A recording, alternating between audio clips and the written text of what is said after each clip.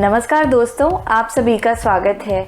आखिर मेरे बेबी की एज के हिसाब से कितना वज़न सही है, पेरेंट्स के द्वारा पूछे जाने वाला ये one of the most common question है। सवाल देखने में आसान लगता है, लेकिन इसका जवाब देना इतना भी आसान नहीं है। बेबीज़ के ग्रोथ एंड डेवलपमेंट की बात करें तो किन्हीं भी दो बच्चों में ग्रोथ और डेवलपमेंट एक समान गति से नहीं होता है, किसी फिक्स सेम स्केड्यूल पे नहीं होता है। लेकिन अगर आपका बेबी स्टेडी वेट गेन कर रहा है तो ये वन ऑफ द साइन है, एक लक्षण है कि आपका बेबी हेल्दी है और बराबर मात्रा में एक सफिशिएंट कैलोरी के अमाउंट में फीडिंग ले रहा है। हेल्दी इन्फेंट्स जो होते हैं वो एक रेंज ऑफ साइजेस में आते हैं, लेकिन फिर भी बेबी की जो ग्रोथ है over the period of time वो एक प्रिडिक्टेबल पाथ को फॉलो करती है, जिसे हम ग्रोथ चार्ट के द्वारा जानते हैं। तो चलिए फिर आज हम इसी बारे में बात करेंगे, जानेंगे एक नॉर्मल हेल्दी बेबी का वेट गेन किस तरह होता है। मेल और फीमेल बेबीज़ का ग्रोथ चार्ट हम जानेंगे, उनका हाइट गेन चार्ट हम जानेंगे प्री मैच्योर बेबीज़ जो होते हैं उनका वेट गेन किस तरह होता है, क्या सही है और क्या सही नहीं है। Mother feed, formula feed babies जो होते हैं उनमें वेट गेन कैसे अलग होता है। अंडर वेट, ओवरवेट बेबीज़ क्या होते हैं, क्यों होते हैं, बेबी का जो बर्थ वेट होता है वो किस तरह अफेक्ट होता है, उसे जानकर आप बहुत सी हेल्दी हैबिट्स को भी फॉलो कर सकते हैं। और साथ ही जानेंगे मोस्ट इम्पॉर्टेंट क्वेश्चन पेरेंट्स का कि बेबी को वेट गेन में डिफ़िकल्टी हो रही है या किसी तरह का वेट गेन कंसर्न है तो क्या किया जाना चाहिए। तो चलिए फिर करते हैं शुरुआत। और अगर आपको हमारा आज का वीडियो पसंद आए तो लाइक, शेयर एंड सब्सक्राइब ज़रूर से कीजिए। Keep watching.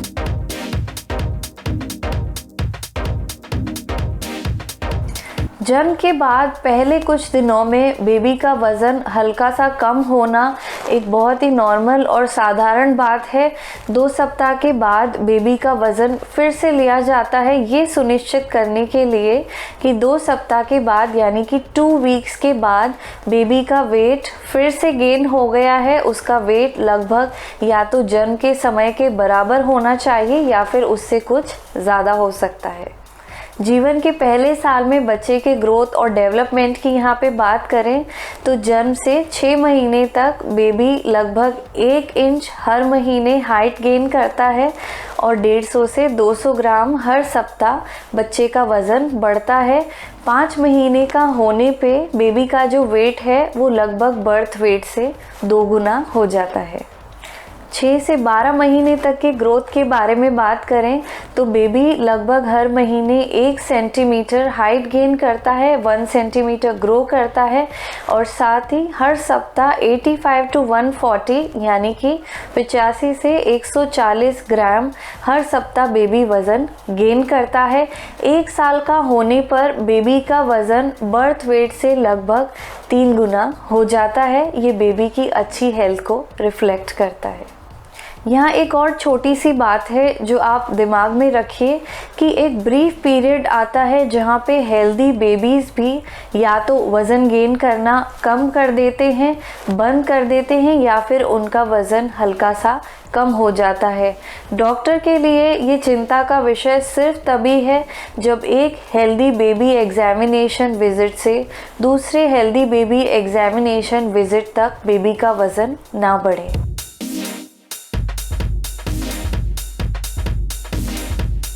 बेबीज़ को वे करने के स्केड्यूल की यहाँ पे मैं बात करूँगी। बेबीज़ को बहुत फ्रीक्वेंटली उनका वेट चेक करने की यहाँ पे बिल्कुल भी ज़रूरत नहीं होती है अनटिल अनलेस डॉक्टर को किसी अंडरलाइंग मेडिकल कंडीशन या हेल्थ इशू का कंसर्न हो।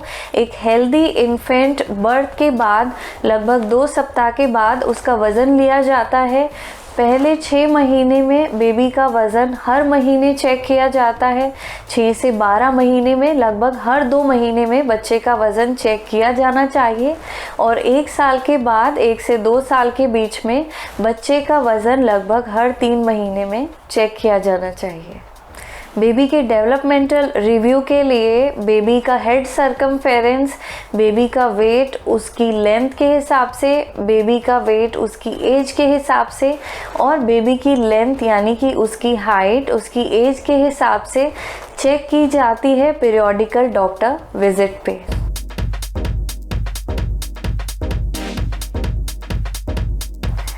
हेल्दी इन्फेंट की नॉर्मल वेट गेन से जुड़ी कुछ इम्पॉर्टेंट इन्फॉर्मेशन के बाद अब यहाँ पे हम जान लेते हैं मेल और फीमेल बेबीज़ का ग्रोथ चार्ट यानी कि उनका वेट गेन और हाइट गेन चार्ट।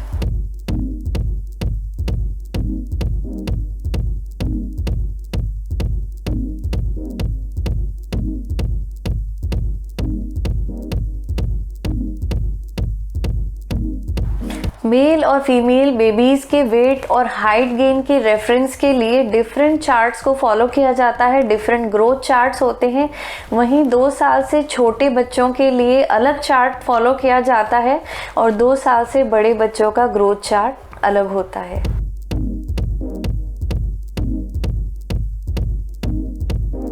बेबीज़ के ग्रोथ चार्ट से जुड़ी यहाँ पे एक और ज़रूरी बात कर लेते हैं। अगर आप बेबीज़ की हेल्थ रिकॉर्ड बुक देखेंगे तो उसमें ग्रोथ चार्ट का एक ग्राफ दिया रहता है। बेसिकली ये जो कर्व्ड लाइंस हैं इन्हें सेंटाइल लाइंस बोलते हैं, जो बेबीज़ के ग्रोथ स्टैंडर्ड को रिप्रेजेंट करती हैं।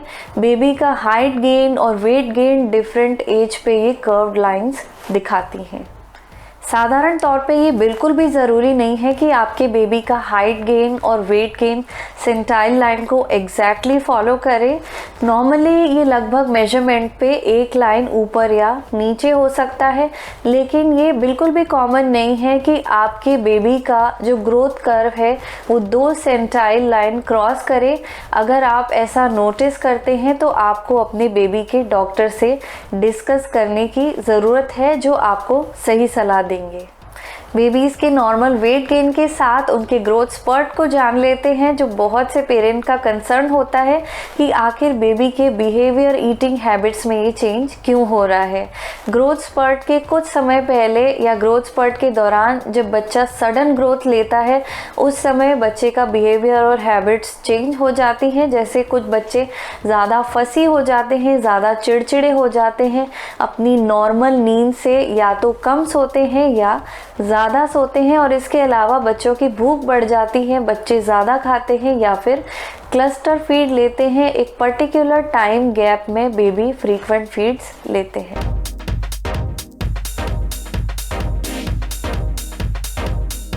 बच्चे के नॉर्मल वेट गेन को हमने जान लिया। अब जान लेते हैं न्यूबॉर्न बेबीज़ का जन्म के समय जो वज़न होता है वो किन कारणों से प्रभावित होता है, कौन से फैक्टर्स हैं जो उसे डिटरमाइन करते हैं।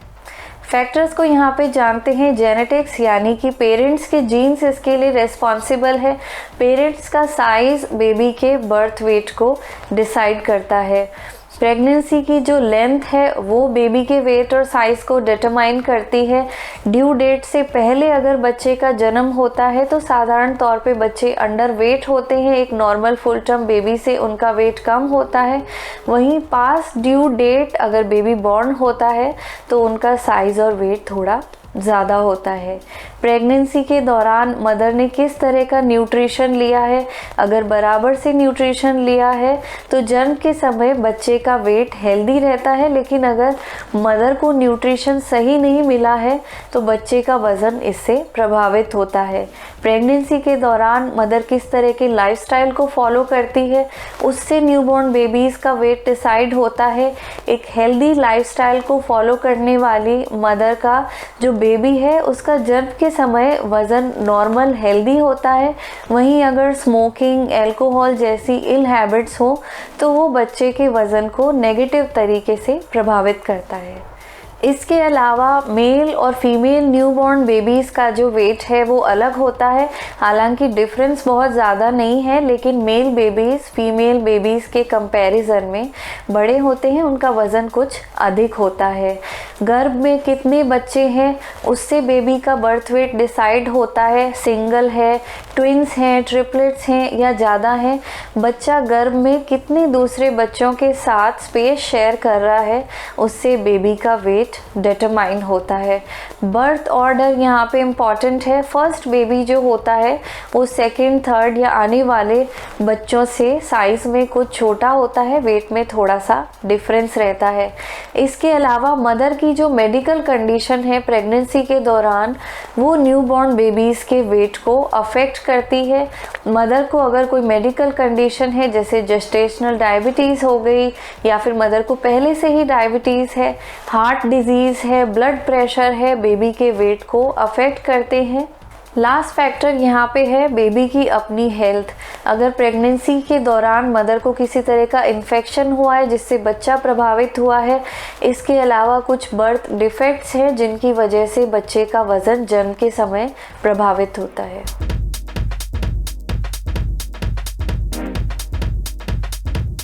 आगे यहाँ पे बात करते हैं मदर फीड और फार्मूला फीड बेबीज़ के वेट गेन पैटर्न के डिफरेंस के बारे में। मदर फीड बेबीज़ के बारे में यहाँ पे बात करें तो पहले समय में यानी जन्म के बाद से लेके पहले कुछ महीनों में mother feed babies formula feed babies के कंपैरिजन में ज़्यादा वेट गेन करते हैं, लेकिन जन्म से लेके पहले साल तक के ओवरऑल वेट गेन के बारे में बात करें तो मदर फीड बेबीज़ का weight gain formula feed babies के कंपैरिजन में थोड़ा स्लो होता है। जन्म के पहले 3 महीने के बाद फार्मूला फीड बेबीज़ का वेट गेन जो होता है वो मदर फीड बेबीज़ के कंपैरिजन में फास्टर रेट पे होता है, एक तेज़ गति से होता है।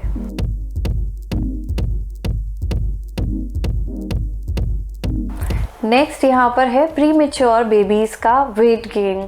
साधारण तौर पे हालांकि ये ज़रूरी नहीं है, लेकिन प्री मैच्योर बेबीज़ जो होते हैं जन्म के समय उनका वज़न एक फुल टर्म बेबी से कम होता है। फुल टर्म बेबी यहाँ हम उसे कहेंगे जिसका जन्म प्रेगनेंसी के 39 वीक्स के बाद हुआ हो। प्री मैच्योर बेबी का जन्म कौन से वीक में हुआ है ये इम्पॉर्टेंट है। ये इसलिए मायने रखता है क्योंकि प्रेगनेंसी के दौरान बेबी हर वीक वेट गेन करता है। एग्जाम्पल के लिए जो बेबीज़ 24th या 25th वीक में बॉर्न हुए हैं उनका बर्थ वेट जो है वो 29th वीक में बॉर्न होने वाले प्री मैच्योर बेबी से कम होगा। प्री मैच्योर बेबीज़ जो हैं उनको वेट के बेसिस पे 2 कैटेगरीज में डिवाइड किया हुआ है, low birth weight and very low birth weight. Low birth weight babies जो होते हैं उनका जन्म के समय वज़न 1.5 से 2.5 किलो के बीच में होता है। वहीं वेरी लो बर्थ वेट जो है कैटेगरी, उनमें बेबीज़ वो आते हैं जिनका वज़न जन्म के समय 1.5 किलो या उससे कम होता है। प्री मैच्योर बेबीज़ को नॉर्मल फुल टर्म बेबीज़ के कंपैरिजन में ज़्यादा मेडिकल अटेंशन, ज़्यादा सपोर्ट की ज़रूरत होती है। साधारण तौर पे हालांकि ये ज़रूरी नहीं है, लेकिन बच्चे को NICU में रखा जाता है जब तक बच्चे का वज़न बढ़ के 2.2 किलो तक नहीं हो जाता है। तो यहाँ आपके बच्चे में वेट गेन की क्षमता बहुत ज़रूरी है ताकि बच्चा घर जाने के लिए तैयार हो सके। वेट गेन बेबीज़ की हेल्थ को असेस करने के लिए इम्पॉर्टेंट मेजर होता है। स्पेशली यहाँ पे बात की जाए प्री मैच्योर बेबीज़ की, अगर बेबी को कोई अंडरलाइंग मेडिकल कंडीशन नहीं है जो बच्चे की ग्रोथ को डिफ़िकल्ट बनाती है, तो आपका प्री मैच्योर बेबी भी स्टेडी वेट गेन करेगा। बेबी के प्री मैच्योरिटी लेवल के बेसिस पे प्री मैच्योर बेबीज़ जन्म के बाद पहले कुछ सप्ताह में उतना ही वज़न गेन करते हैं जितना वज़न वो गेन करते मदर के गर्भ में, यानी कि इन यूट्रो। प्री मैच्योर बेबीज़ के वेट गेन से जुड़ी यहाँ पे लास्ट में एक ज़रूरी बात कहूँगी कि जीवन के पहले साल में pre mature babies faster rate पे यानी तेज़ गति से वेट गेन करते हैं। Most of the pre mature babies जो होते हैं वो अपने पहले बर्थडे तक यानी कि फर्स्ट बर्थडे तक उनका वेट उतना हो जाता है जितना कि फुल टर्म बेबी का अपने फर्स्ट बर्थडे तक होता है। कुछ बेबीज़ हालांकि यहाँ पे 1.5 से 2 साल तक के होने का समय लेते हैं एक नॉर्मल बेबी के वेट तक पहुंचने में।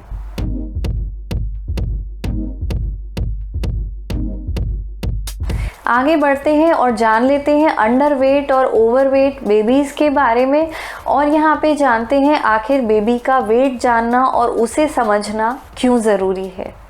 आपके बच्चे का वज़न एक इम्पॉर्टेंट मेजर है उसकी हेल्थ को असेस करने में, डॉक्टर को ये सुनिश्चित करने के लिए कि आपका बच्चा एक अनुमानित गति से डेवलप हो रहा है या फिर यहाँ पे कोई अंडरलाइन कंसर्न है। बेबी का सही तरीके से वेट गेन नहीं हो पाना या फिर वेट गेन में डिफ़िकल्टी होना, बहुत से फैक्टर्स इसके लिए रिस्पॉन्सिबल होते हैं जो उसे अंडर वेट बनाते हैं, उन्हें हम यहाँ पर जान लेते हैं। बेबी को अगर सकिंग में डिफ़िकल्टी है, बराबर मात्रा में बराबर कैलोरीज़ में बेबी को अगर न्यूट्रिशन नहीं मिल रहा है, बर्थ डिफेक्ट है, किसी तरीके का अंडरलाइंग मेडिकल कंडीशन है जैसे हार्ट डिजीज़, रिफ्लक्स, बेबी को किसी तरीके का प्रीनेटल इन्फेक्शन हुआ हो, या फिर अगर बेबी बहुत फ्रीक्वेंट वॉमिटिंग और रिफ्लेक्स करता है तो बेबी का वेट यहाँ पे बढ़ने में डिफ़िकल्टी हो सकती है। बेबी के ओवरवेट होने की यानी नॉर्मल से ज़्यादा वज़न होने के यहाँ कारणों की बात करें तो अगर मदर को जेस्टेशनल डायबिटीज़ है तो उसके बहुत हाई चांसेस हैं कि बेबी ओवरवेट बॉर्न होगा। बेबी का नॉर्मल से ज़्यादा वेट होना यहाँ पे एक मेडिकल अटेंशन को रिफ्लेक्ट करता है, उसकी यहाँ पे ज़रूरत है क्योंकि बेबी के ब्लड शुगर लेवल को नॉर्मल रेंज में रखना बहुत ज़रूरी होता है। इसके अलावा अगर मदर ओबेज है या फिर मदर ने प्रेगनेंसी के दौरान बहुत ज़्यादा वेट गेन किया है तो हाई चांसेस हैं कि बेबी ओवरवेट बॉर्न होगा। हालांकि बेबीज़ का 6 से 12 महीने के बीच में ज़्यादा वज़न गेन करना एक कंसर्न नहीं है, लेकिन फिर भी यहाँ पे इम्पॉर्टेंट चीज़ ये है कि आपको अपने बेबी का वेट एक नॉर्मल रेंज में मेंटेन करना है क्योंकि ये बेबी के जीवन के आने वाले समय में एक हेल्दी वेट को मेंटेन करने में कंट्रीब्यूट करेगा।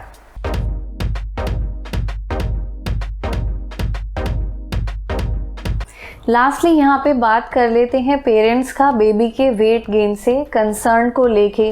बेबी अंडर वेट है, ओवर वेट है या बेबी वेट गेन नहीं कर रहा है तो इस तरह का कंसर्न होने पे आपको डॉक्टर से बात करने की ज़रूरत है क्योंकि वो आपको हेल्प करेंगे ये जानने में कि आपका बेबी किस तरीके से ग्रो कर रहा है, बेबी का ग्रोथ कर्व किस तरफ जा रहा है और इसके अलावा वो आपको एक न्यूट्रिशनल थेरेपी प्लान भी गाइड करेंगे। डॉक्टर की मदद से आप ये भी जान सकते हैं कि अगर लो कैलोरी की वजह से बेबी का वेट गेन कम हो रहा है तो आपको कितनी नंबर ऑफ फीडिंग बच्चे को पूरे दिन में देनी है, और इसके अलावा अगर मदर मिल्क की सप्लाई कम है, ब्रेस्ट मिल्क सप्लाई लो है तो डॉक्टर आपको रेकमेंड करेंगे कि एज अ सप्लीमेंट, एक सप्लीमेंट के तौर पे आपको बेबी को कितना फार्मूला फीड कितना फ्रीक्वेंटली देना है। इसके अलावा अगर बच्चे को सकिंग में डिफ़िकल्टी है जिसकी वजह से बच्चे का वज़न बढ़ने में डिफ़िकल्टी हो रही है तो आप लैक्टेशन कंसल्टेंट से तुरंत संपर्क कीजिए क्योंकि वो आपको सही गाइडेंस देंगे, सही पोजीशन, बेटर सपोर्ट के लिए आपको गाइड करेंगे जिससे बच्चे की सकिंग एफिशिएंसी इम्प्रूव हो। होम एक्सरसाइजेज होती हैं उसके लिए आपको गाइड करेंगे जिससे बच्चे की सकिंग एफिशिएंसी इम्प्रूव होगी, पर्याप्त मात्रा में बच्चे को कैलोरी मिलेगा, सफिशिएंट अमाउंट में न्यूट्रिशन मिलेगा, बच्चा सही से वज़न गेन करेगा। इन सब चीज़ों के अलावा कुछ इम्पॉर्टेंट मेजर्स भी होते हैं जिनकी मदद से आप खुद जान सकते हैं कि आपके बेबी को बराबर मात्रा में न्यूट्रिशन मिल रहा है या नहीं, बच्चा पूरे दिन में कितने वेट डायपर्स प्रोड्यूस करता है, बच्चे का बाउल मूवमेंट किस तरीके का है, वो रिफ्लेक्ट करता है बच्चे को बराबर मात्रा में न्यूट्रिशन मिल रहा है या नहीं। न्यूबॉर्न बेबीज़ की बात करें तो पहले कुछ दिनों में, पहले 2-3 दिन में बेबीज़ 1 से 2 वेट डायपर्स प्रोड्यूस करते हैं और ब्लैक कलर का स्टूल प्रोड्यूस करते हैं। 4 से 5 दिन का होने पे बेबीज़ 6 से 8 वेट डायपर्स प्रोड्यूस करते हैं और पूरे दिन में कई बार बच्चे येलो स्टूल प्रोड्यूस करते हैं। 1 से 3 महीने के इन्फेंट्स और बेबीज़ की यहाँ पे हम बात करें तो पूरे दिन में लगभग यानी कि 24 आवर्स में 4 to 6 वेट डायपर्स प्रोड्यूस करते हैं और 3 या उससे अधिक येलो स्टूल पास करते हैं। यहाँ ध्यान में रखने की बात ये है कि डेली बाउल मूवमेंट जो होता है वो बच्चे का एज के साथ डिक्लाइन होता है, कम होता है, लेकिन अगर आपके बेबी का स्टूल या यूरिन आउटपुट नॉर्मल से कम हो रहा है तो इसका मतलब ये है कि आपके बच्चे को पर्याप्त मात्रा में न्यूट्रिशन नहीं मिल रहा है। बेबी की फीडिंग्स को बढ़ा के, नंबर ऑफ फीडिंग्स को ऐड करके आप बच्चे को फ़ायदा पहुंचा सकते हैं। लास्टली मैं यहाँ पे एक बहुत इंपॉर्टेंट टिप आपके साथ शेयर कर रही हूँ। उन पेरेंट्स के लिए ये स्पेशली बेनिफिशियल है जिनके बेबीज़ को वॉमिटिंग या रिफ्लक्स का इशू रहता है। बेबी की नंबर ऑफ फीडिंग्स जो है वो आपको बढ़ानी है, यानी कि ज़्यादा फ्रीक्वेंटली बेबी को फीड करना है, लेकिन अमाउंट आपको रिड्यूस करना है। थोड़ी थोड़ी क्वांटिटी में बच्चे को फ्रीक्वेंटली फीड कीजिए और यहाँ 2 फीड के बीच में जो बेबी को बर्प का समय है यानी डकार देने का समय है उसे आप थोड़ा सा बढ़ाइए। बच्चे की गैस का निकलना यहाँ पे बहुत ज़रूरी है, इससे रिफ्लक्स और वॉमिटिंग के चांसेस बहुत मिनिमाइज होते हैं। बेबी अच्छे से वेट गेन करेगा, बेबी को पर्याप्त मात्रा में न्यूट्रिशन मिलेगा। तो फ्रेंड्स, आज हमने बेबी के वेट गेन से जुड़ी हर वो इम्पॉर्टेंट चीज़ जानी जो आपके बेबी के वेट गेन, उसके हेल्दी ग्रोथ और डेवलपमेंट में मदद करेगा। उम्मीद है आपको हमारा आज का ये वीडियो पसंद आया होगा, आपके बेबी की हेल्दी ग्रोथ में सहायक हो ऐसी मैं उम्मीद करती हूँ। अगर आपको किसी भी तरह की क्वेश्चन और क्वेरीज हैं तो कमेंट सेक्शन में ज़रूर से लिखिए। लाइक कीजिए, शेयर कीजिए, सब्सक्राइब ज़रूर से कीजिए हमारे चैनल को ऐसे ही बेबीज़ के लिए आने वाली सही जानकारी के लिए। Thank you for watching and stay fit.